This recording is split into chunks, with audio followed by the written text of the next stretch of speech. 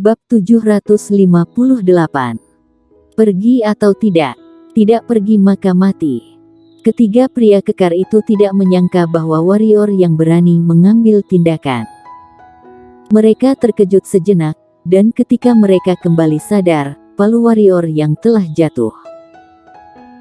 Kekuatan kuat yang terkandung dalam palu Dewa Barbar secara langsung menyebabkan ruang di bawah 3 orang runtuh, dan ruang di sekitar 3 orang terdistorsi secara serius di bawah kekuatan yang kuat. Ekspresi ketiganya berubah drastis, dan mereka jelas tidak mengira bahwa serangan warrior yang begitu kuat. Meskipun mereka bertiga terkejut, reaksi mereka tidak lambat. Mereka bertiga buru-buru menyerang bersama, membalikkan telapak tangan dengan kedua tangan, dan menamparkan palu Dewa Barbar warrior yang bang bang bang. Telapak tangan mereka bertiga bertabrakan dengan palu Dewa Barbar, dan ada suara keras yang keras, dan palu Dewa Barbar bergetar di bawah pukulan gabungan ketiganya. Mati. Warrior yang memegang palu Dewa Barbar berteriak, dan tangan lainnya juga memegang palu Dewa Barbar, lalu membanting lagi. Ledakan. Kekuatan yang kuat secara langsung menyebabkan warrior yang dan 3,5 suci tenggelam ke dalam tanah. Segera, ada ledakan dari bawah tanah. Ledakan. Dengan suara keras lainnya, bayangan orang keluar dari bawah tanah. 2 dari mereka adalah anggota ras barbarian, adalah warrior yang. Pada saat ini warrior yang memegang palu Dewa Barbar dan mengenakan armor Dewa Keluarga Men, seperti Dewa Perang. Kedua orang barbar itu memandang warrior yang dengan ngeri, dan salah satu dari mereka berkata dengan ngeri, Kamu benar-benar membunuh orang gila itu, kamu." Mereka berdua tidak habis pikir, seorang setengah suci mati di depan mereka, dan dibunuh oleh semut peringkat 3 alam kaisar, yang menyebabkan mereka berdua mengalami arus pendek di kepala mereka saat ini. Warrior yang sedikit bersemangat kali ini, karena dia menemukan bahwa setengah suci kali ini tidak setinggi sebelumnya. Namun, sangat disayangkan bahwa palu Dewa Barbar ini terlalu berat. Dia telah mengayunkannya belasan kali sebelumnya dan hampir putus lengannya. Ini memberitahu dia bahwa kekuatan fisiknya masih sedikit tidak mencukupi saat ini. Mengencangkan palu barbar, warrior yang memandang 2,5 suci yang tersisa dan berkata, "Masih mau bertarung. Masih mau bertarung."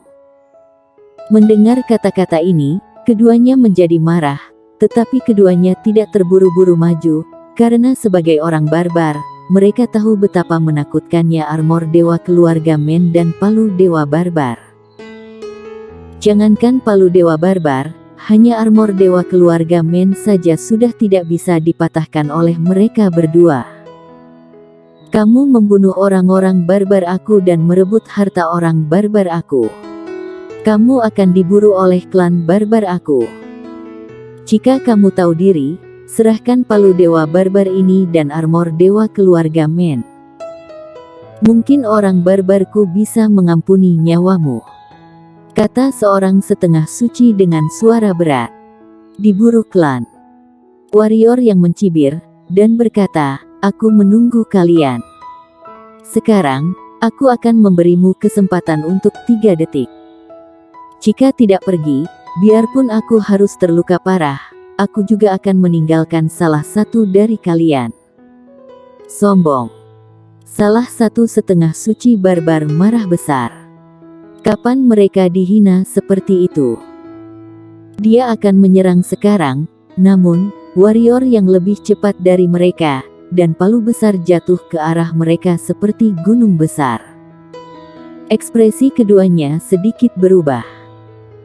Jelas, mereka berdua tidak menyangka warrior yang akan melakukannya, tapi bagaimanapun juga mereka juga setengah suci, jadi tentu saja mereka tidak akan takut seperti itu. Kekuatan supranatural keduanya dikerahkan untuk bertarung dengan warrior yang lagi. Namun, setelah beberapa saat, keduanya segera mundur. Karena keduanya mengetahui bahwa melawan warrior yang memakai armor dewa keluarga Men hampir sama dengan minta dihajar, karena warrior yang dapat sepenuhnya mengabaikan pertahanannya dan menghajar mereka, sedangkan mereka tentu saja tidak berani melakukannya. Selama mereka terkena palu, mereka akan mati atau terluka. Warrior yang tidak mengejar, karena jika setengah suci ingin melarikan diri, dia tidak dapat berbuat apa-apa, bahkan jika dia mengeluarkan batu batasan wilayah. Dan dia tidak memiliki kekuatan lagi saat ini. Ketika dua setengah suci barbar pergi, warrior yang dengan cepat menyimpan palu dewa barbar. Meskipun kekuatan palu dewa barbar sangat besar dan efeknya sangat bagus, itu benar-benar melelahkan. Temperamen, selama dua setengah suci bertarung sebentar lagi, dia akan dirugikan. Karena palu dewa barbar mengkonsumsi terlalu banyak energi, seluruh kekuatan tubuhnya telah dikonsumsi hampir habis saat ini. Selama bertarung lagi untuk sementara waktu, jangankan mengayunkan palu dewa barbar, dia bahkan tidak bisa mengangkatnya. Sepertinya aku harus menemukan cara untuk meningkatkan kekuatan fisikku. Sambil menggoyangkan lengan kanannya yang sakit, warrior yang mengabaikan banyak orang di sekitarnya, lalu berjalan menuju Istana Bulan. Kekuatanmu menjadi lebih kuat lagi. Di aula utama Istana Bulan, Fanny Mu menatap warrior yang diam-diam kaget, karena dia telah melihat pemandangan sebelumnya dengan jelas. Dia tidak menyangka bahwa yang di depannya hanya tidak terlihat untuk waktu yang singkat, dan kekuatannya sudah sangat kuat.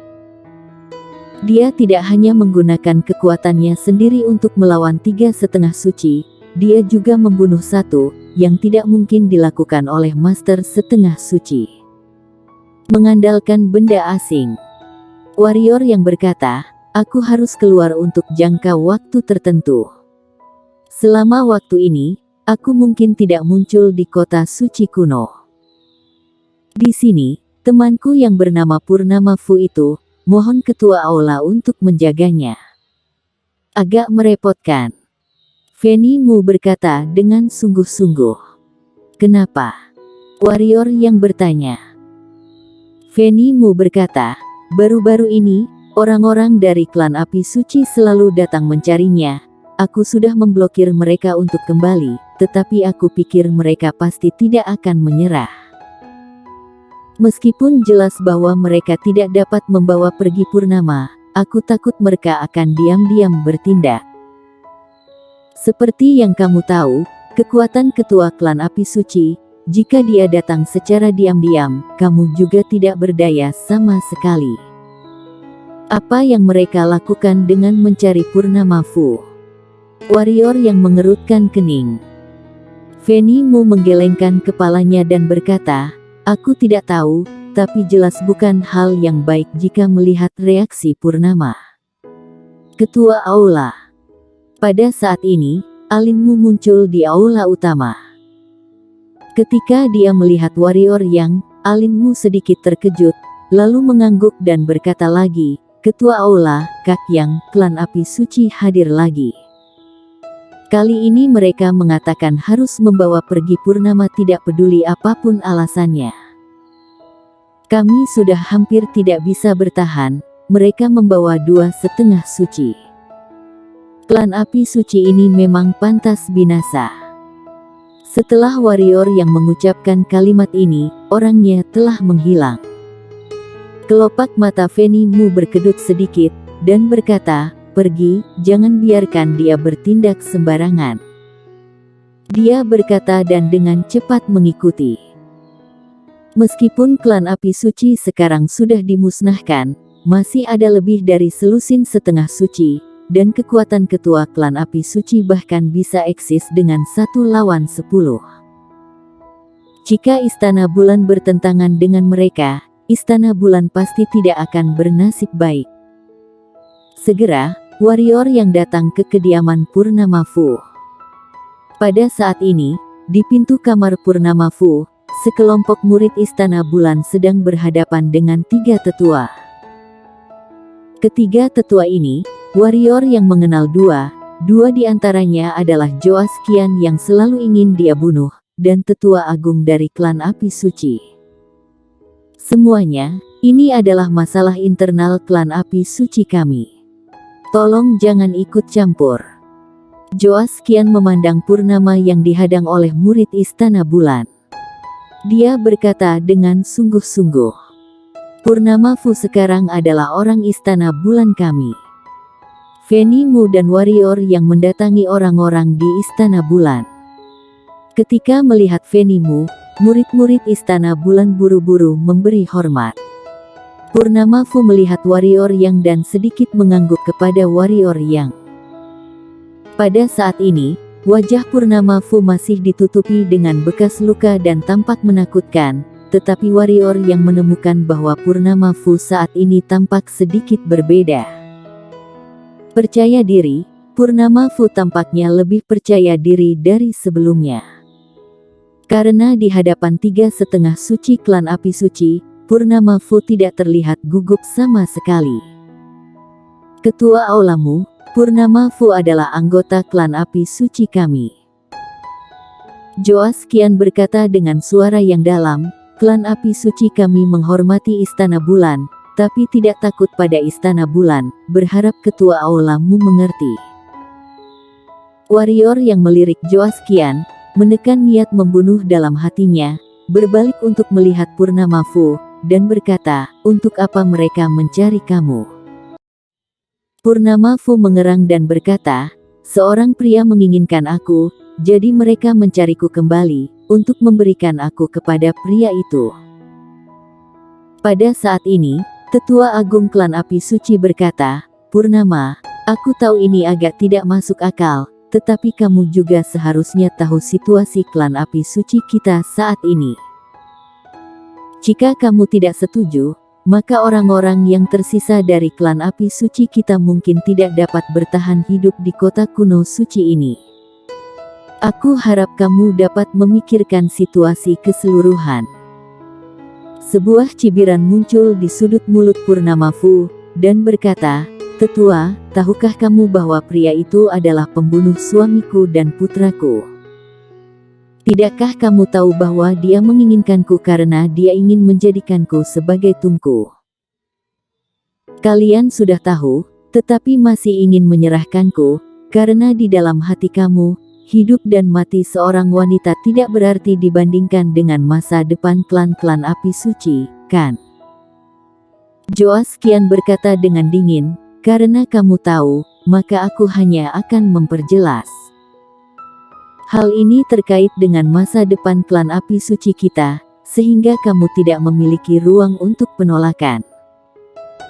Kembalilah bersama kami. Klan api suci kami akan memperbaiki bekas luka di wajah kamu. Klan api suci benar-benar semakin lama semakin bobrok. Warrior yang tiba-tiba berkata, memalukan bahwa kamu masih perlu menukar wanita untuk kesempatan bertahan hidup. Brengsek. Joas Qian sangat marah, kekuatannya melonjak, dan dia menekan warrior yang, kamu siapa, pantas mengkritik klan api suci. Dengan itu, Joas Qian hendak menyerang, namun dihentikan oleh Tetua Agung. Mario Yang, ini urusan klan api suci aku, tidak ada hubungannya dengan kamu. Tetua Agung berkata dengan suara yang dalam. Mario Yang. Mendengar dua kata ini, wajah Joas Qian berubah. Dia secara alami mendengar nama itu. Belum lama ini, Paviliun Salju dan keluarga barbar itu hampir hancur di tangan Mario Yang ini. Apakah orang di depannya ini Mario Yang? Joas Qian sudah dekat, warrior yang sangat ingin membunuhnya. Jika dia mencoba yang terbaik, dia pasti bisa membunuh Joas Qian, tetapi dia akhirnya menolaknya. Istana Bulan memperlakukannya dengan baik, jika dia membunuh Joas Qian di sini, Istana Bulan pasti terlibat, dan dia tidak ingin membuat masalah untuk Istana Bulan. Selain itu, Membunuh Joas Qian dengan cara ini pasti akan menyebabkan serangkaian masalah, dan yang terpenting baginya sekarang adalah menyelamatkan tubuh roh pedang. Menekan niat membunuh di dalam hatinya, warrior yang berbisik, Purnama Fu tidak akan kembali bersamamu, pergilah. Sombong. Kamu. Joas Qian hendak mengatakan sesuatu. Pada saat ini, warrior yang menggerakkan pergelangan tangannya dan palu dewa barbar muncul di tangannya. Kemudian palu dewa barbar menekan Joas Qian dan berkata, "Anjing tua, jika kamu berbicara omong kosong, maka jangan pergi, lebih baik kamu mati." Joas Qian sangat marah dan hendak berbicara, tetapi tetua agung menghentikannya lagi, lalu menatap warrior yang dan berkata, "Mario Yang, Purnama Fu ini adalah orang yang Tuan Muda Gu inginkan, kamu harus berpikir 2 kali. Pergi atau tidak." Warrior yang memiliki niat membunuh di matanya. Joas Qian sangat marah sehingga wajah tuanya memerah, begitu pula dengan tetua agung. Pada saat ini, sebuah suara tiba-tiba muncul di lapangan. "Kapan ada orang di tanah suci selain Hades yang berani tidak memberi aku Yuendi Gu? Hari ini, izinkan aku mengatakannya di sini, aku akan membuat keputusan untuk wanita ini. Siapa yang menghalangi, aku akan membunuh dia. Jika Istana Bulan menghadang, hari ini, Istana Bulan akan dihapus dari kota suci." Bersambung.